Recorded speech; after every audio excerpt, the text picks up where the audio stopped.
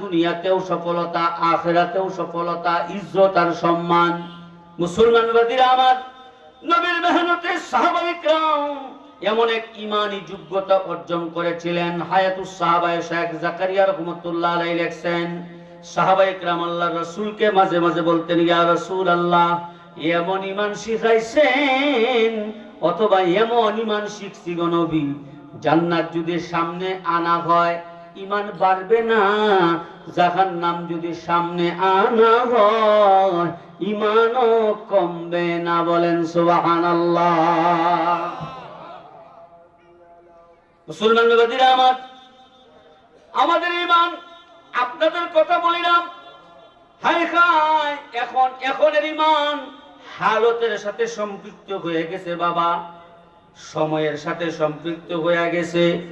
সকালের ঈমান একরকম, দুপুরের ঈমান আরেক রকম, বিকালের ঈমান আরেক রকম, সন্ধ্যাবেলার ঈমান আরেক রকম, সমর্থ অবস্থায় ঈমান একরকম, সমর্থ না থাকলে ঈমান আরেক রকম, সম্মান থাকলে ঈমান একরকম, সম্মান না থাকলে ঈমান আরেক রকম, সুস্থ থাকলে ঈমান একরকম, অসুস্থ হইলে ঈমান আরেক রকম। না না, ঈমানের কালার, ডিজাইন, মাপ জুড়ে বললে ভালো হয় কয় রকম?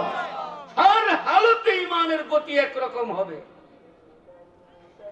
খাবার অবস্থায়ও, সুখে দুঃখে, আরামে শয়নে, স্বপনে সজাগে, কর্মে, জওয়ান বুড়ায়, ঘরে বাহিরে, সব হালতে যেন মাপলে স্কেল একরকমই হয়, ঈমানের অবস্থা সব সময় একরকমই যেন পাওয়া যায়। বিসমিল্লাহির রহমানির রহিম। আল আসর ইন্নাল ইনসানা লাফি খুসর ইল্লাল্লাযীনা আমানু ওয়া আমিলুস সালিহাত ওয়া তাওয়াসাউ বিল হাক্কি ওয়া তাওয়াসাউ বিস সাবর। মুসলমান বান্দীরা আমার, সাহাবায়ে কেরামের ঈমান ছিল পরিপূর্ণ ঈমান, সচ্চা ঈমান, পাক্কা ঈমান। আল্লাহর কাছে তাদের ঈমান এত সুন্দর হয়েছে বাবা, আল্লাহ কোরআনে কারিমে আমাদেরকে তাদের মতো ঈমান আনার নির্দেশ দিতেছেন। আল্লাহ তাআলা তাদের মতো আমাদেরকে ঈমান আনার নির্দেশ দিতেছেন। আল্লাহু আকবার। সমর্থবান হালতেও তাদের ঈমান, সমর্থ না থাকা অবস্থায়ও তাদের ঈমান, অসুস্থ অবস্থায়ও তাদের ঈমান, সুস্থ অবস্থায়ও তাদের ঈমান, সুখের অবস্থায়ও তাদের ঈমান, দুঃখের অবস্থায়ও তাদের ঈমান। কোয়ালিটিটা একরকম যেহেতু ছিল বাবা, এজন্য আল্লাহ তাআলা তাদের ঈমানের কথা কোরআনে আলোচনা করছে। আমিনু আমিনু বিল্লাহি ওয়া রাসূলি, আমানু আমিনু বিল্লাহি ওয়া রাসূলি, ইয়া আইয়ুহাল্লাযীনা আমানু আমিনু বিল্লাহি ওয়া রাসূলি। ও ঈমানওয়ালারা, ঈমানওয়ালাদের মতো ঈমান আনো। আল্লাহ ঈমানদারকে ঈমান আনার মতো ঈমান আনা বলতেছেন। তারা কারা? সাহাবায়ে কেরাম যারা, তারা হর হালতে মেহনত করে ঈমান এমন এক অবস্থানে পৌঁছাইছেন যে তাদের ঈমান কোন সময় পিছপা হয় নাই, বলকে সামনে আগায় গেছে।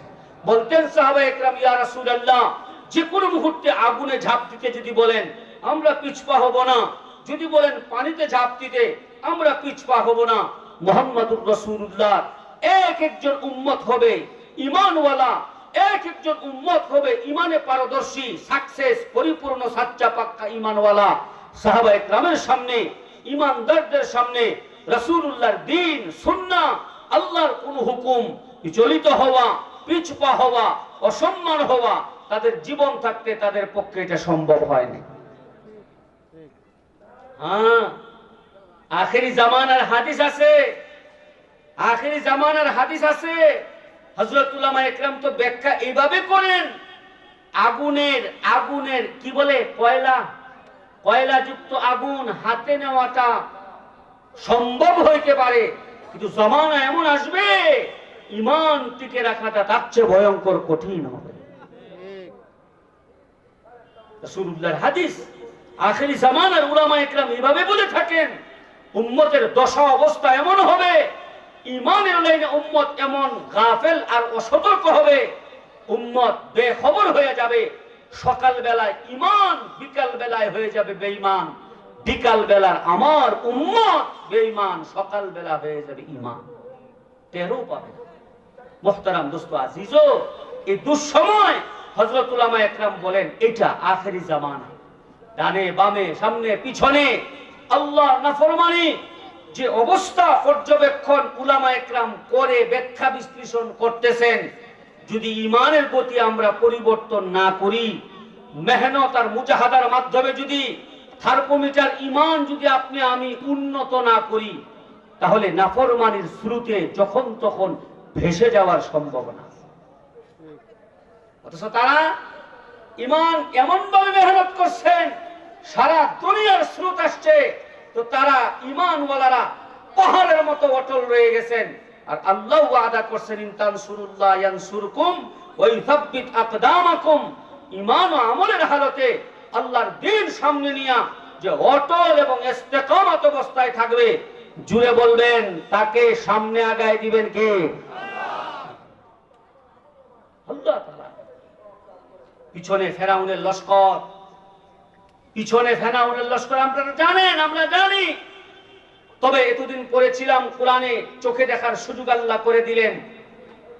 দেখে আসছি সেই লোহিত সাগর, জেদ্দার এক পাশে দিয়া ওই সাগর দেখা যায়, একটা কিনারা দেখা যায়, যে সাগরে আল্লাহ তাআলা ফেরাউন এবং তার লস্করকে ডুবাইয়া মারছিলেন। তো ফেরাউন পিছনে, লস্কর পিছনে, মুসা আলাইহিস সালাতু ওয়াস সালাম উম্মতকে নিয়ে সামনে, পিছনে ফেরাউনের লস্কর, সামনে হলো এমন নদী যার স্রোতে থেকে বেঁচে থাকার আশা করা যায় না। একেবারে কাছাকাছি যখন চলে আসছে, মুসা আলাইহিস সালামের উম্মত তো এভাবেই বলে ফেলছেন, মুসা তাহলে শেষ পর্যন্ত তোমার কথা, তোমার দ্বীনের আল্লাহর কথা শুনে কি বিপদই হইল? বাসা বাড়িতে স্বাভাবিক মরণ হইতো, এখন তো দুই অবস্থা হয়, ফেরাউনের লস্করের হাতে অস্ত্রের ঝনঝনিতে মারা যাব, অথবা এই ভয়ঙ্কর সাগরে হয়তো মরতে হবে। মেরে মোহতারাম দোস্ত আজিজো, উম্মতকে মুসা আলাইহিস সালাতু ওয়াস সালাম যে আওয়াজ শোনাইছিলেন, আল্লাহর কাছে ভালো লাগছে বিদায় কোরআনে আল্লাহ নিয়ে আসছেন, কাল্লা ইন্নামা ইয়া রাব্বি সায়াহদিন। অসম্ভব হইতেই পারে না, আল্লাহ আমাদের সাথে আছেন, আমাদেরকে রাস্তা দেখাবেন। সুবহানাল্লাহ বলেন না? আরে বলো কি আল্লাহ আছেন? লস্কর আয়া পড়ছে, আয়া পড়ছে লস্কর, তুমি বলতেছো আল্লাহ আছেন। বলে কাল্লা ইন্নামা ইয়া রাব্বি সায়াহদিন, অবশ্যই আল্লাহ আমাদের সাথে আছেন। সব ঘটনা আপনারা জানেন, আমি শুধু প্রেক্ষাপটটা আপনাদের খেদমতে বলা। একেবারে কাছাকাছি, হাত দিলেই গায়ে পড়বে, তীর মারলেই গায়ে পড়বে, এরকম একটা অবস্থানে যখন গেছেন, তখন আসসায়ু বিন্না ওয়াল ইতমামু মিনাল্লাহ, ঈমানওয়ালার কাজ হলো ঈমানকে নিয়ে সামনে আগানো, পারুক আর না পারুক সমাধান করার দায়িত্ব কার? আল্লাহর। ঠিক ওই মুহূর্তে আল্লাহ তাআলা হুকুম করলেন, কোরআনে সব আছে, লাঠি ফালাও, ফালাইলেন, 12টা রাস্তা পানির উপরে কল্পনা ছাড়া হয়ে গেল। মুসা আলাইহিস সালাম রাস্তা উম্মতকে নিয়ে পার হয়ে গেল। সুবহানাল্লাহ। মেরে দোস্ত বুজুর্গ, এজন্য আল্লাহ তাআলা এমনিতেই ওয়াদা করেন নাই 4 গুণ যার ভিতরে থাকবে না, সারা দুনিয়ার সমস্ত গুণ তার ভিতরে যদি থাকে সে ক্ষতিগ্রস্ত। আসুন ঈমান বানাই, আসুন আমল বানাই, আসুন হকের উপর থাকি, আসুন ধৈর্যের সিফত অর্জন করি। আল্লাহ পাক আমাদের সকলকে আমল করার তৌফিক দান করুক, আমিন। জামিয়া মন্ডলপাড়া জামিয়া হুসাইনিয়া উম্মুল কুরা কওমি মাদ্রাসা, প্রাণ খুলে দোয়া করে গেলাম, আল্লাহ তাআলা এই মাদ্রাসাকে কবুল করেন, জরুরিয়াতগুলি পুরা করে দেন। এই মাদ্রাসাকে আল্লাহ তাআলা এই এলাকার জন্য হেদায়েতের উসিলা বানায়া দেন, মাহফিলের উসিলা আল্লাহ তাআলা হেদায়েতের হাওয়াকে আম করে দেন।